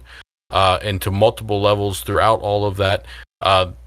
Generally people are driving off of those emotions and making decisions that aren't necessarily right because of that. So you just think you're too rational to well, I suppose I guess we could talk about that the contra side when we get to the negatives. So all right, so Tim's impartial like an angel. He's floating above all of us. Sometimes he graces us with his presence, and we're all enlightened because of it. I don't know. I mean, what I took away from what I said is you're both wrong and I'm right. That's what I said. I just said that. Dang, holy shit.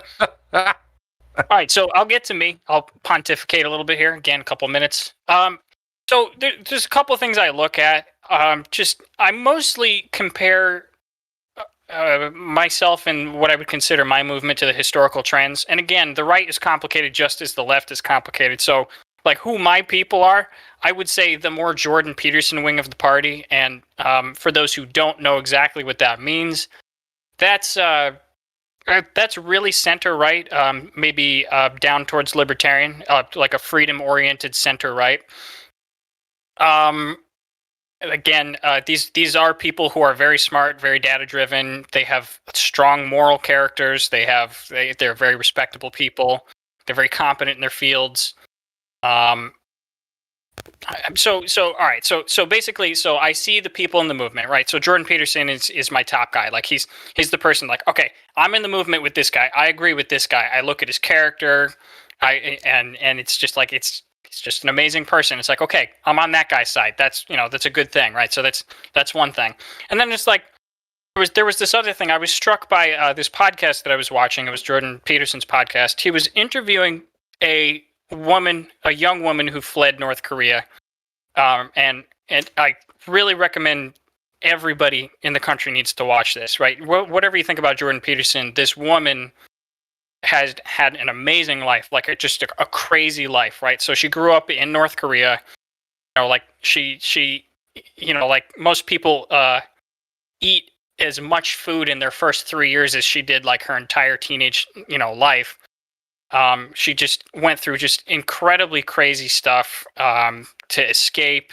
She was, she suffered abuse, psychological abuse at the regime in China, and then discrimination. And then she got all the way through all of that, the oppressive regime, and she got here.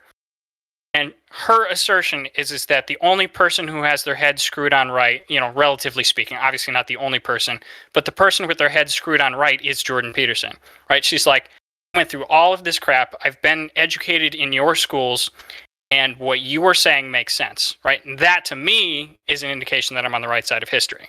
It's like there's a person who actually went through the oppression that I'm worried about, and she's coming out of it saying, okay, that guy knows what he's talking about. The rest of you are being really crazy. So that's a couple of things. Like I'm looking around and I'm seeing the characters. There's also like the right in my movement, like almost the whole right actually is the only one anymore that identifies with the "I have a dream" speech from Martin Luther King. Right?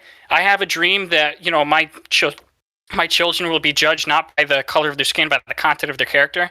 That's not a left-wing dream anymore. That is the right-wing dream. That's what we're trying to say. Stop focusing on race, just be equal before the law, right? So, like, we're the only ones living in the 1960 civil rights movement. I'm opposed to socialism and Marxism. That automatically puts me in the right.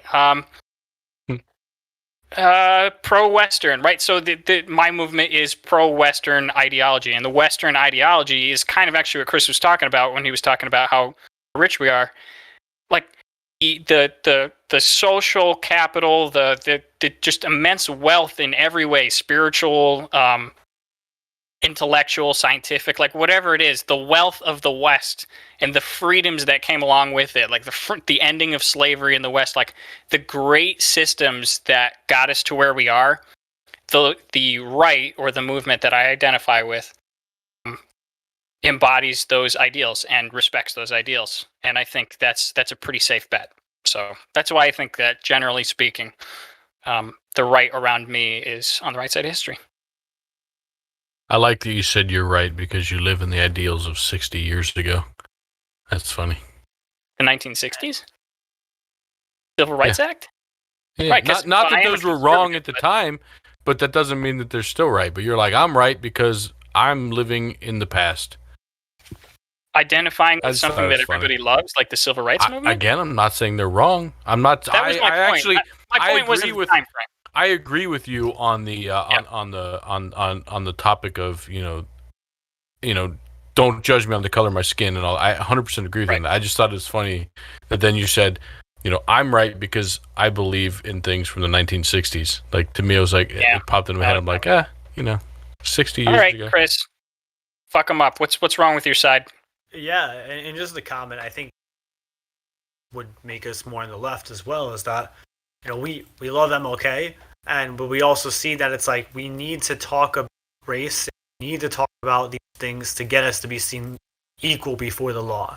Right now, people are being judged for their race before the content of their character, and so we need to neutralize that by talking about it and by. But anyways, the things that we see problematic is I think the issues that I see as serious problems on the left is first, I do see us as being the cancel. I do see that as coming up like this incident being very hypersensitive to things. I think more on the left, and we can be a little bit better about that. I think it's okay to be offended. I think it's okay to. Rather, I think we should feel discomfort at times. And when there is a significant problem, we shouldn't nullify it by saying, get away from me, or we're going to mute you. I think the answer is to have a deeper dialogue on it until that person, and that's not to say that safe spaces are now these free spaces of just to rain hellfire on, but it's the idea is we should be able to have these conversations and have serious dialogue. And obviously, I think we'd all agree. Yeah, if someone came here in a KK hat, well, I'm gonna hear because it's like, well, you're pretty out there. Now, maybe you guys are, maybe the three of us would be the better person. Like, all right, I don't expect the common person that or has an obligation. Literally, categorically showed up with a head tap. Maybe I'd be like, how did you get there? Walk me through where you were. Most people shouldn't have to do that. I think I'd be let me see if I can dismantle this, but another flaw is I think some idealism can be toned down just a bit. I feel I'm the first to be like, yeah, we should fund X, Y, and Z. We should do student loan forgiveness. We should do affordable college. We should do affordable education, equal education, accessible education. The issue with these things is that pragmatically, there is, hey, let's create this wonderful social system, and let's create something that can actually happen. We can't just put out you actually can happen. Can everybody get 10K loan forgiveness? Probably. Can everybody get 100,000? Definitely. I think that these are things that I get struck with the left. There's one more thing that I wanted to say in case it's back. Your problem is that you don't have Kayleigh McEnany. I understand. I know. There we You go. just wish that she was on your side. That's a fatal flaw. I get it. And finally, I guess, very much being open to conversation. I think we can have a little bit more on the left. And finally, I think socialism and Marxism most extremes are poor decisions. I think that creating these like unified paid problematic. I think that we should create a livable wage and standard. That's something I believe in. I don't think it means that engineers and waiters should take the same exact pay. I think that waiters should be able to go home and feed kids and life and enjoy life. I would think everyone should have a. But I think that's my last point. The left oftentimes conflates standard of living, like a comfortable standard of living, with these grandiose visions. It's just not how life, unfortunately, is going to work. And that's disappointing in a way, but we also could work for it. So I think that's where things. We should definitely take care of all the weakest members of society, but we should always make sure as well that those people that are flipping. Again, I hope they can take a vacation every year. But it doesn't mean they have a yacht. I also think we should take yachts away from Jeff Bezos. But that's another conversation. Oh, stop it. Yeah, I know. Eat the rich. All right, Tim, tell me why the fence sitters are going to result in the next Taylor. We're not. Yeah, well, that's what you would say. Yeah, I don't know. Obviously, it's a rough question. I don't know if you can come up with anything, like maybe inaction or something. I don't know. Yeah, I mean, I don't think that. Again, I go back to the original question, which was, are we going to be the right side of history? And no, we're not. Either farther left or farther right will end up being the right side of history. Going to win, and you're not going to be the good guy in either story. Right? Yeah, we're not going to be the bad guy either, but we're going to just not be the main topic, and people are going to look back and say, "Oh, how did people not believe in this?" It's going to either be a left or a right belief system, and it's going to continue that way, right? The extremes generally are the ones that win out long term. If you look at history, that's been the case, and that's okay. I think that from where I stand, I don't have all the right answers. I think sometimes I'm too idealistic. Let me do it that way. Let's talk about what I think's wrong with how I believe, right? Because of how I believe in looking at things from a libertarian point of view, I think people are generally good. I think that people are generally trying to do good and be positive and make impacts in their lives, and everyone has the same goals of providing for themselves and their family and those that are theirs. There are outliers, and my belief system doesn't account for that. I mean, I understand that they're there, but my belief system is generally like, well, let them do what they want to do. Shit's gonna happen sometimes, and if you plan for the worst case, then you avoid the best case, kind of thing. And I think that there can be some fallacy in that, but that's generally how I believe. So, well, look, to be fair, all three of us fall victim in our own ways to idealism. I'm sure all of us, especially here on this podcast, we have three very opinionated individuals. We're definitely idealistic about something. Especially the solutions that we want to implement. So that's for sure. Right. So I guess I'll go now. So mine's the easiest one probably, because mine is probably the most obvious to most people who aren't politically inclined. Right. So my side, and I'll broaden this out, generally speaking, aside from what Tim just said and what Chris probably said as well, is that with the idealism of my particular sect, there's also the broad problems on the right. And the right has just as big problems from my point of view as the left does right now.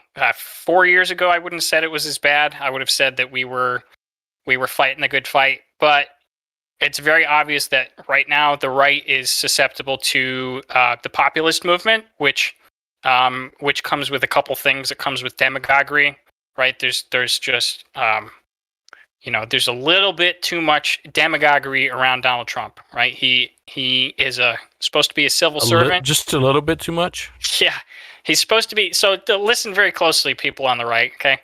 So he's supposed to be a civil servant. People are not acting like he's a civil servant. And I know this is a problem that we have in general, but it got really, really bad with Trump. Like, that guy's supposed to be doing a job for you. He's not supposed to be your idol, so to speak, right? So we're in danger of that. And like I said, populism, and by that I sort of mean like an unprincipled opposition to the left, which is kind of what populism is sort of maybe a more unprincipled opposition to the establishment. And I think right now it just happens to be that the left somewhat is the establishment. And once again, we can debate about that, but lots of the major institutions are somewhat left. But again, so the populism is sort of on the right now. It's not really good. It's not. They are sort of like temporary allies, but they're not principled, right? They're not people that are like, yeah, Constitution, right? They're like, they're like they're much more like single issue voters or just like popular opinion voters. So that's not good. There's a lot of talk about whether the right can or should pull back from that, or whether we should embrace and incorporate parts of it. Maybe conservatism as it was is dead. Whatever.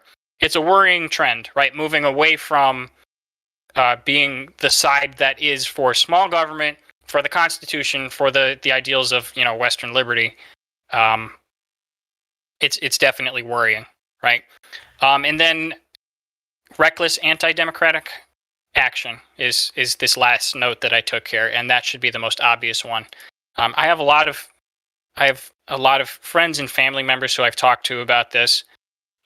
Many of them, and by poll data, many Republicans still believe that the election was stolen from Donald Trump, and that the actions that he took in order to try to overturn the election were legitimate. And that, to me, is something that any rational person should stop and think about and break out in a cold sweat. That you were almost on the side, and you were almost on the side that had a president legitimately try to overthrow an actual election, and that the election was a real election. It wasn't stolen. There's been absolutely no evidence of that. So that's what I worry about on my side. I don't just as my last closing thought, and then we can do last closing thoughts for yous and sign off. But as a last closing thought, I do not foresee a far right Nazi-esque movement ever arising from the right, because as Jordan Peterson likes to say, and I absolutely agree with this, since World War II happened, we know exactly how to put a box around the right. We know what they are. And we stand against everything that the far right racists are. Like we know what that is. We can put it in a box, and we know how to keep it out of our party, right? For it, like perfect example is when Steve King came out with like mildly white nationalist statements. He's like, I think he said, "What's wrong? When did white nationalist become a bad phrase?" We stripped him of all of his committees and then primaried him immediately. We have no tolerance for that shit. So I know people on the left don't agree with me. I don't think Chris agrees with me on this, but I actually don't see a far right dictatorship ever coming out. I obviously again was worried about the populist coup, so to speak. So yeah, I mean, just to throw some closing thoughts, I think I totally agree with what you said. I do agree that the right is really, really good at, when things become black and white, immediately acting on them. I think Marjorie Taylor Greene is being acted on. I think, just like you shared, I think you guys are really good about that. But I think where it becomes more concerning is like you already acknowledged, the populism, where things can be a little bit more layered. It's like, maybe that's what we kind of have to box right now.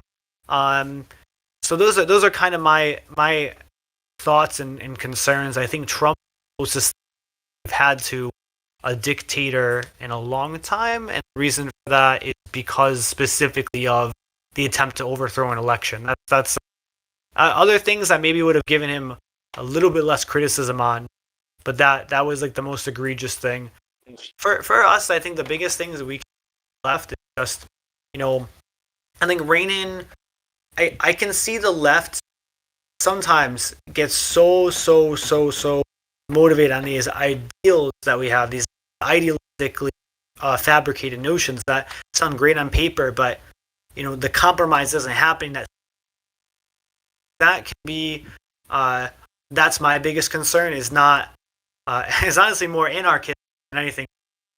Anarchistic occurrence happening on the left that's problematic than like a dictatorship, because if all that ties us together is this like invisible that like, we're going to coexist, and the second we break that, then scary things happen. So yep. I think that's why that's my biggest fear is I hope that the left gotta learn to coexist, we gotta learn to compromise, we gotta learn to be pragmatic, we gotta learn to sometimes the problems of our life, and even though they honestly should be solved by government, sometimes they just won't be, and so we have to figure out what we need. Those are my closing thoughts. All right, fair enough. Tim?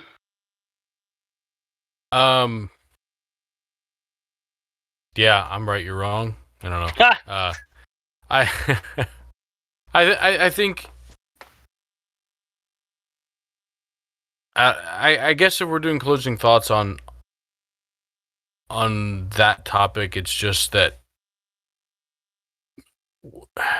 I really want to see a middle ground someday, right? Where we stop bouncing from fairly extreme left to fairly extreme right, back to left, and let that pendulum finally fade and find its way back to the center. I think it used to be a lot better than it is, and I feel like we've picked up that momentum rather than continuing to fade towards the center. I don't know that it'll ever happen though. As a species, as a being, emotions are very powerful for us. There's several that are the most powerful, and I think those two are empathy and fear.